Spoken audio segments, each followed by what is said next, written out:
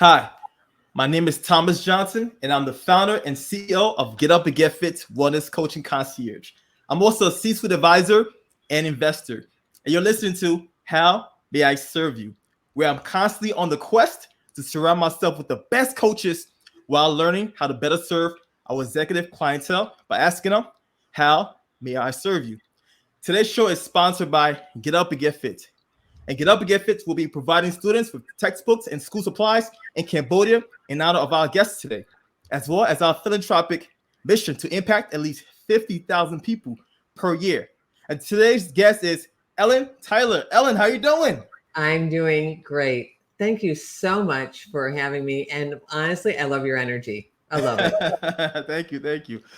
So Ellen's a business and mindset coach, helping entrepreneurs reach 6 and 7 figures in their business without extra work hours. That's awesome right there. Ooh, no matter what your past was, your future is dependent on what you do today. People often wait for their golden opportunity or until it's their turn to be successful. However, those opportunities aren't handed out, right? Decide right now to change and take action. Ooh, let's go. I'm hyped. That's a beautiful intro right there. Ellen, thanks for sending me that. That's spot on.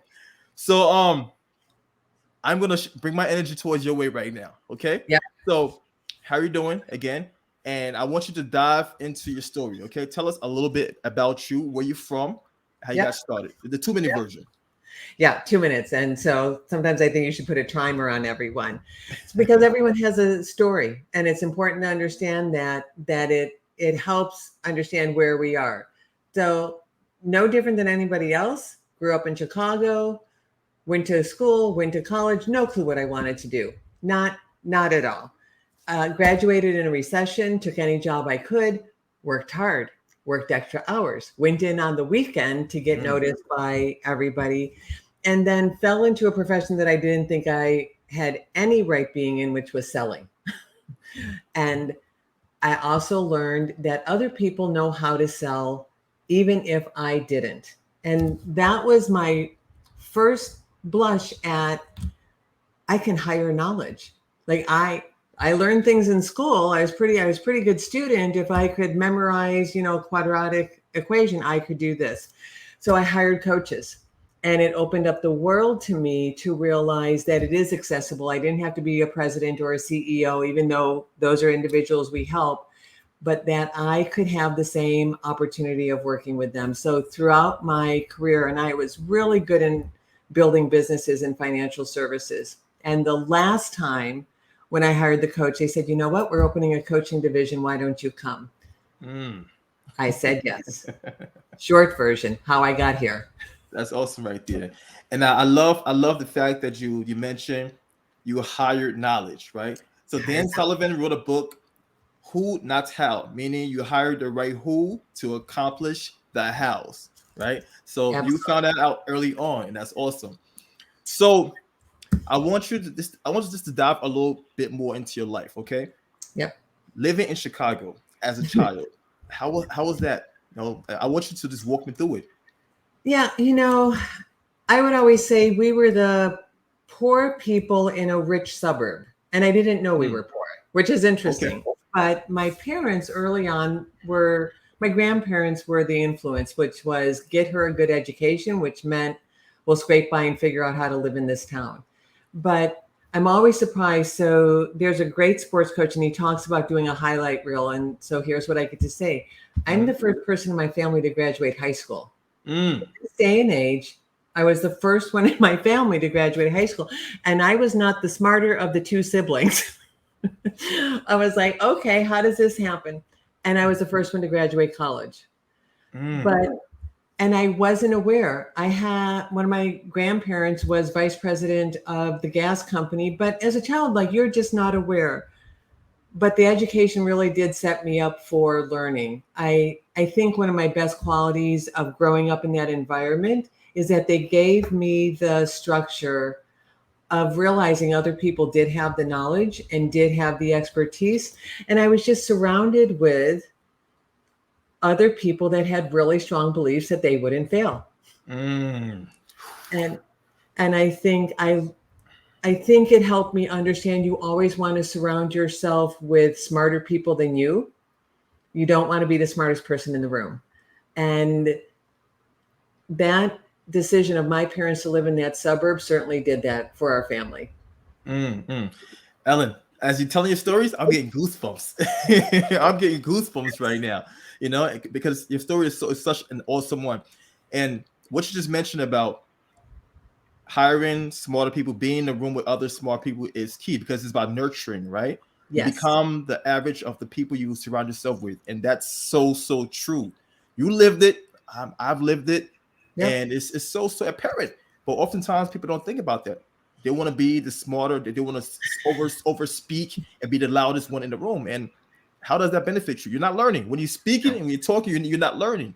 So you did your part. And now you're at where you're at the position you're in right now because of that. Yep. Yep. So that's awesome. So the next question, right? We're gonna dive a little bit more into how you got started. Why did you get into coaching in the first place? So I'm going to tell you this. I'm the perfect example of when coaching works well. Okay. And I'm the example of when somebody thinks they're smarter and doesn't need any coaching.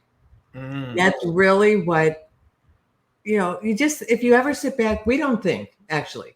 Then I would say to the whole audience, take 5 minutes and just think each day because we think, but we really don't think.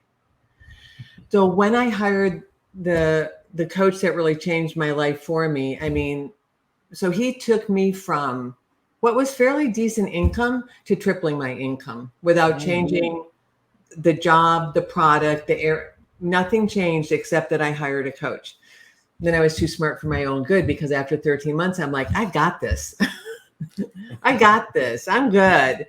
And life happens. And so the good part is that I did not careen all the way back down. I mean, I kept certain parameters of what I understood, but it helped me understand that we should always look to be learning and coached and mentored by somebody. And I recognized that when I was like, wait a second, what happened? What happened was that was the dumbest decision was not to hire him again or somebody different at that point in time. And I just explored that possibility of what does it look like to have different coaches, whether it's somebody who helps me with my health or somebody who helps me with my money or somebody who helps me with relationships.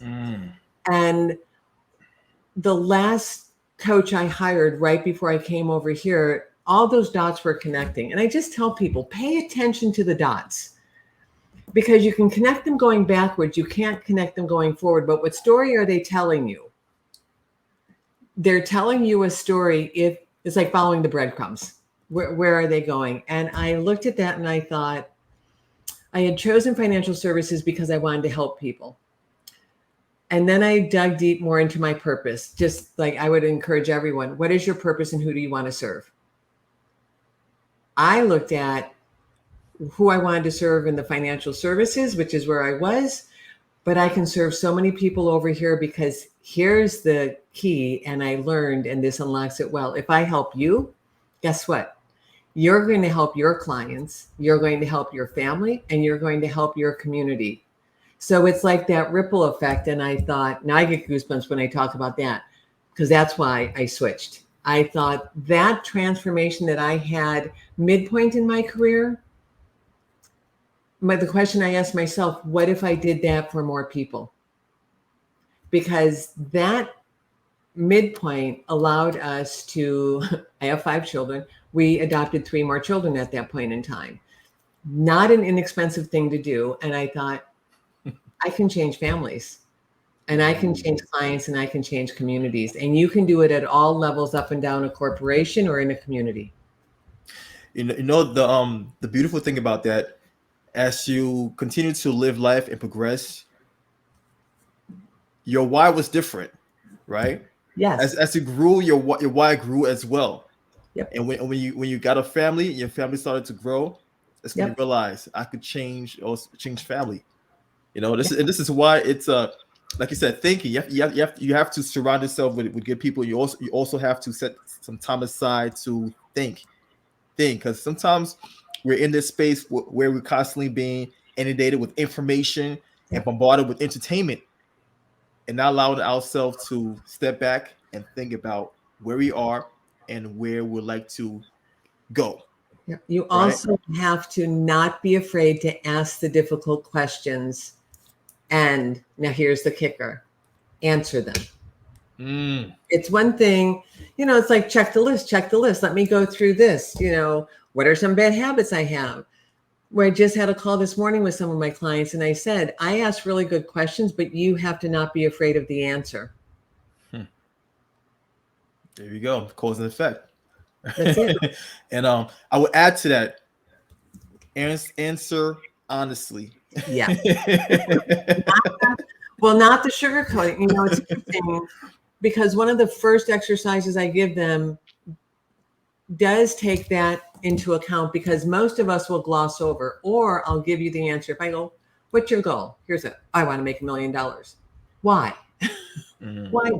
So the first 10 to 15 answers that somebody gives often are filtered.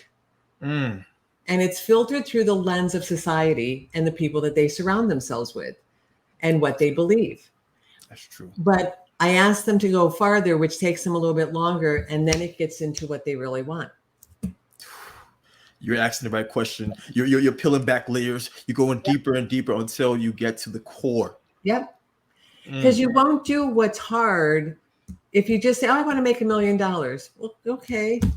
Would you be happy with 250 if it gave you a great work-life balance? But the question is why. The why has to be big enough. Yes, indeed. Whew. Listen, I'm already happy that I asked you to come on, because not only am I getting goosebumps like crazy, but I'm loving this conversation right now. It's always fun. So I now know why you got into coaching, right? Yep. Now the next question is, who do you coach? Who's your primary clientele? Sure.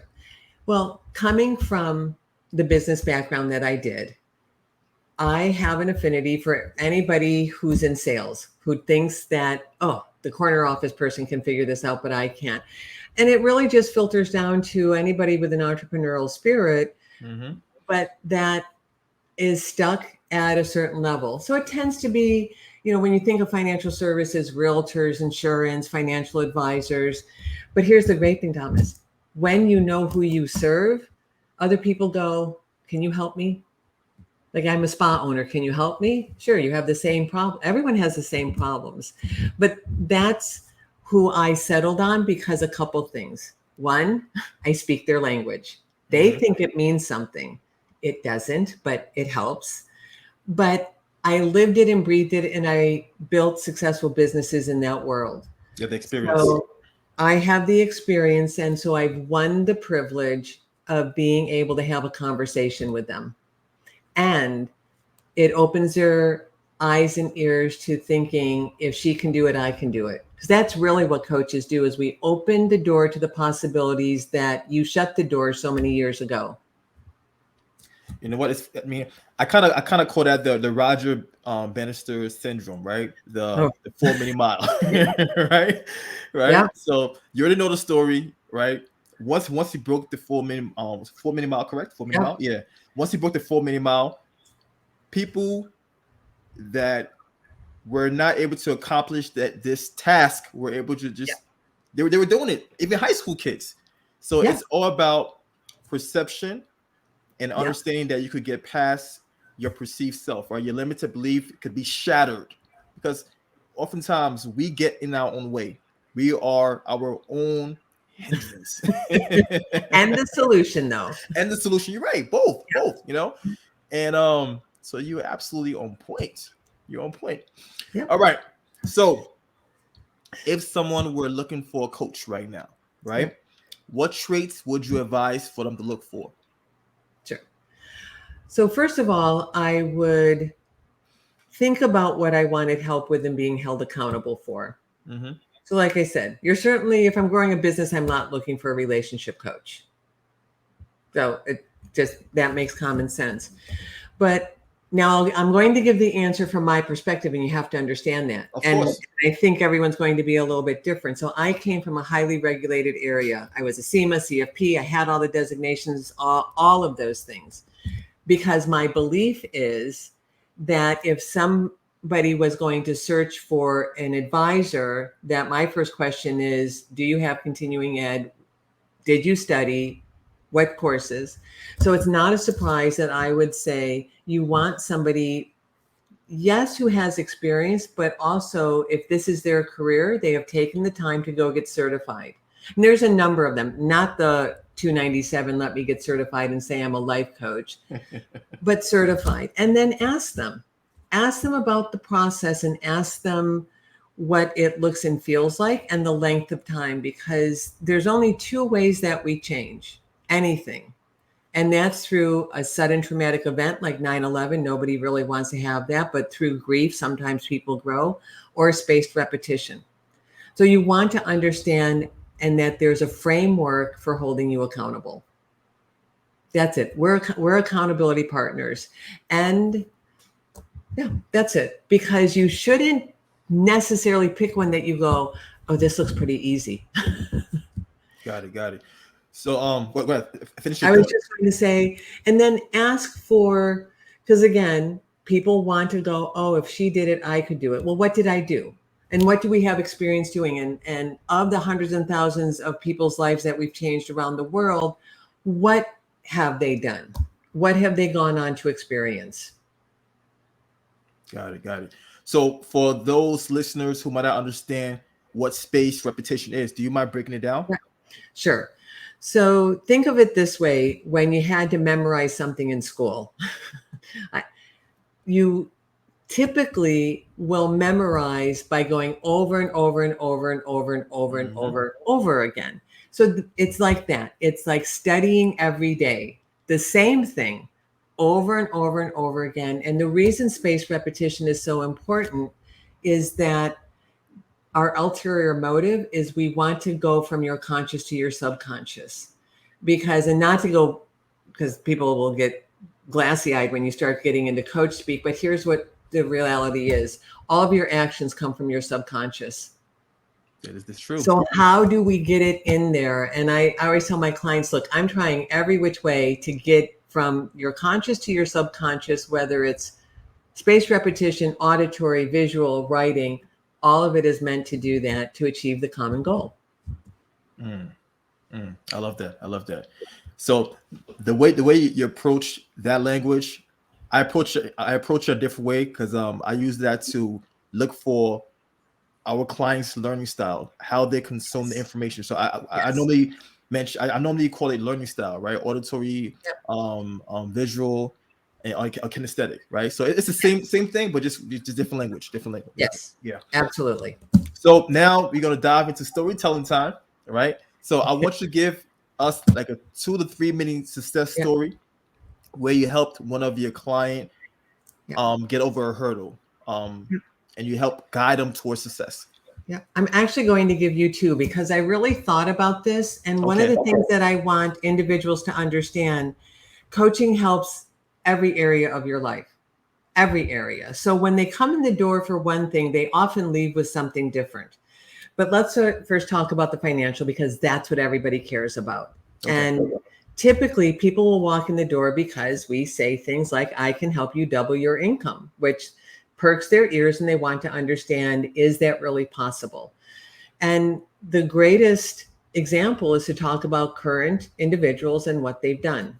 So one of my current clients, former retired CFO of a small company. So don't think Grand Home Depot type of CFO, but he's been in the financial advisory world for a couple of years. If you understand that world, some transitions, broker dealers change, registered investment advisors, all sorts of chaotic movement. He just wanted to take care of his family, which again is high on the list of people I want to help. And he has a pretty significant goal of where he wants to get to within the 12 months. And here's what happened for him in June and July. Now, we started working around February, and it happens at different times for all people. In June and July, he made more money in 2 months that he had made annually every year for the last 18 years. Whoa. So, and the reason, Thomas, that I like to tell stories of other people is it's not me. It is somebody who, because here's what I will tell anyone: follow the process. If you follow exactly what I tell you to do, we will guarantee that you will get to where you want to be. So I'll give you another example, not monetary, because I want anyone listening to understand how coaching impacts every other area of your life. And if she's listening, my daughter will forgive me. So my youngest daughter chose to do a fitness competition. Okay. If you've ever seen any of those, they get on stage with, in fact, her dad was forbid from coming to see it because, anyways. I totally understand. She decided she wanted to do this. Now, she's also a great student because she will come and ask me. And again, in your family, you wait for them. She's like, okay, what do I work on? No, I gave her the tools that were going to be appropriate for that, which essentially is, how do you see yourself at the end of it? Her competition was in July. She had started training in August. Here's what she didn't know. Her coaches didn't even expect her to place.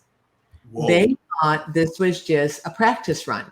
Okay. Practice run, get on stage, see how you feel, and do all of that. So she makes it through. She miraculously, through, again, things happen. She wasn't supposed to be in the one group, then she was. And at night when they're doing the awards, where she didn't think she was getting an award, she gets called on stage in the group. They called out. Mm-hmm. And in that world, it's like they go 6th place, 5th place, they go down the list to number 1. Mm-hmm. So we're videoing this and they're calling the names, and you can see it in her face because she's still standing there. They go 6th place, 5th place, 4th place, 3rd place. Now she's still standing there. She got 2nd. Her coaches didn't think she would place at all. Same process. She used some of the same processes to do this, to achieve that. She's used it to achieve working in the environment where she wanted to work. So I like to give both sides of the spectrum, because once anybody understands the purpose of working with a coach is that it will impact all areas of your life, and you can use the tools that any of us help you with achieve other areas. So I love those 2 examples. Yeah, those were great example, completely different in terms of the industry, because I come from a wellness background. I used to be a celebrity trainer back in the day. I even coach athletes on stage, and they won a few competitions. So I totally understand that story, and that's an amazing story. So wow, those were 2 great stories. So I'm glad you told both of them and not just the financial one. Yes. So wow. And I also love the fact that with coaching, success leaves clue, right? Success leaves clue. And you mentioned this a few times. Follow the process. Follow the process, because once you follow the process, you're going to end up getting to that success, right? Because it's all about, just for instance, just like a recipe. You can't make a cake, right? A cake a specific way if you don't follow that specific recipe. If you leave out the baking soda or another key ingredient, it's going to turn out bad. But if you follow the process, most likely it's going to turn out phenomenal. Even though I don't really eat cake, but I had to use that analogy. Not being a trainer. I'm an apple pie guy.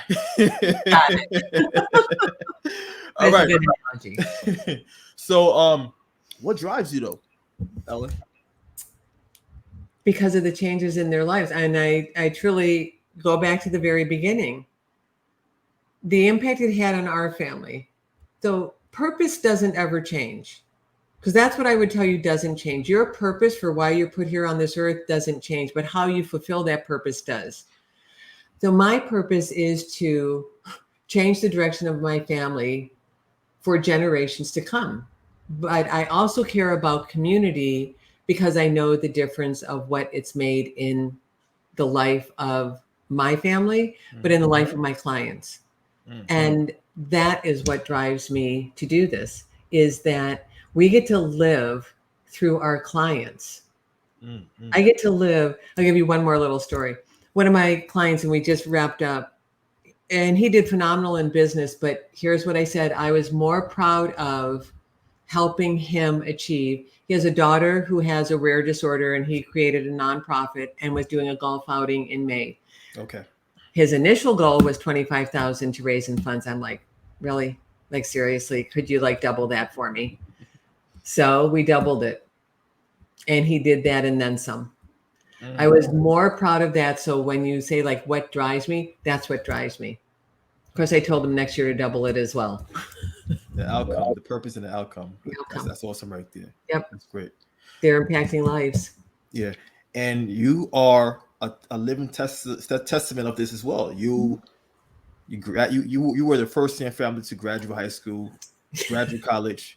You hire a coach to help to expedite you to a whole nother level. Now you're a coach yourself, and you're basically living in your purpose. You are living in your purpose. And I could see it all over your face. Yeah. It's a wonderful day. Every day you get to wake up and do the work. There you go. There you go. So are you currently working on any new projects that you could share with us? Any new books, any courses? Yeah. Feel free to share. There's a few of those going on because we're always evolving. Yeah. So there's a conference coming up at the end of November that I've been asked to speak at. But I would say what I'm working on now is to provide, how would I say this? We call it a path to agreement selling. Most people will carve that out, even in a coaching environment, and they'll point at, that's my problem. That's my problem. So I'm just going to create a mini course around how to not use that as an excuse, but really how do you just take a client down a path to agreement, because sales can be the highest paid profession in the world, but it can be the worst. So that's what I'm working on right now. And yes, there's a book going to come out next year. And make sure you let me know. I will. Another podcast interview. Yep. There is. It's great because Earl Nightingale mentioned that about sales being, one of the highest paid occupation in the world. And you're right, because every business needs salespeople, right? Yep. In order for you to be a successful business, you need to sell. And everybody sells, whether they like to think they do or not. Yeah. I don't care if you're a receptionist sitting at a doctor's office, you're selling the idea of that doctor being a nice doctor. And if you're rude and crabby when I walk up, guess what? I am not in the best mood going into that appointment. So everybody sells. And I love Earl Nightingale. So one of the reasons that I came back to coaching and I really decided was that I get to be coached and mentored by Bob Proctor, who is the last living legend, who is connected. See, Earl Nightingale was in Chicago, Nightingale Conant Association. But Bob was mentored by Earl. Earl was mentored by Napoleon Hill by Andrew Carnegie. So that's a pretty good lineage. You know the lineage. A pretty darn good lineage that I was like, I think I need to do this now. Because the question was, how much longer will he be alive? Wow. Yep. And he's going strong. I want to be him when I'm 87. Awesome. And that's a good goal. Yeah, it's a good goal. So, and by the way, I'm going to be interviewing Earl Nightingale's youngest daughter mid-October. So you're the first person that know this right now. I guess I'm telling everyone right now. I have a friend who tried to buy the rights. He didn't know that Bob already owned Lead the Field. Oh, wow. So, yeah, it's just, we're all connected. We're all connected. We are. I will be listening to that interview. Awesome. The 2 degrees of separation, right? Yep. So if someone were to inquire about your services or just want to connect with you because you're such an awesome person, Ellen, where can they find you? So they can find me on LinkedIn. I'm here on LinkedIn, but they can also just go to my website. It's Ellen Tyler Coaching, not too hard .com, or just send me an email, which is Ellen@EllenTylerCoaching. But really the website will let them do that. I'm on Facebook. We do some master classes. Like right now I'm in the midst of a master class because as coaches, and I'm sure you know this, we also believe that we don't keep it close to our vest. I tell people exactly what to do. This week is a sales masterclass, but it's just that everybody needs to be held accountable. But they can see me on LinkedIn, see me on Facebook, find me on my website. Awesome. So Ellen, thank you for coming on today's episode. Thank you for telling us your story, and thank you for giving me goosebumps. Right? You're just furthering the exposure to people to understand that this is accessible. Yes, indeed. Yes, indeed. So last but not least, how may I serve you? Just keep doing what you're doing. Truly. It's keep doing what you're doing, spread the word, have interesting people on, and the right people will hear it at the right time and they'll connect with the right people. Because here's what I say. If I'm your first coach, I'm not your last. If I'm amidst of it, then I'm just preparing you for the next one. And if our industry really grabbed a hold of that and understood it, it's a beautiful world to realize we're not in competition. Gems. Woo. Drop the mic. That's all I got. Awesome. Awesome. So to all our listeners and viewers, thanks for lending us your ears and your eyeballs. And make sure to tune in to next week's episode. Cheers. Take care.